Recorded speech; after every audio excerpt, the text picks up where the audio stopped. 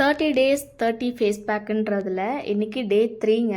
இன்றைக்கி நம்ம எடுத்துருக்கிறது பார்த்திங்கன்னா ஆவாரம் பூவில் தான் நம்ம ஃபேஸ் பேக் போட போகிறோம். இதுக்கு நான் என்னோடய ஆவாரம்பூ பவுடர் எடுத்திருக்கேன். நீங்கள் ஃப்ரெஷ்ஷாக ஆவாரம்பூ பவுடர் கிடச்சிச்சுன்னா எடுத்துக்கோங்க. அதில் பார்த்திங்கன்னா நான் ரோஸ் வாட்டர் மட்டும் ஆட் பண்ணியிருக்கேன். ரோஸ் வாட்டர் வந்து நமக்கு நல்லாவே குளிர்ச்சியாக இருக்கும் இந்த சம்மர் டைமில் நம்ம போடுறதுக்கு. இதை நல்லா பேஸ்ட் மாதிரி மிக்ஸ் பண்ணி ஃபேஸில் அப்ளை பண்ணிக்கோங்க.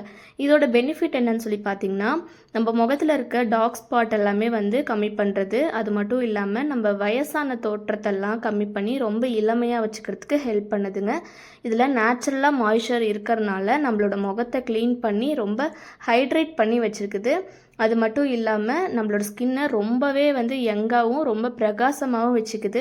இந்த ஃபேஸ் பேக்கோட ஃபைனல் அவுட்புட் எப்படி இருக்குன்னு பாருங்கள். கண்டிப்பாக மாய்ஸ்சரைசர் போட மறந்துடாதீங்க.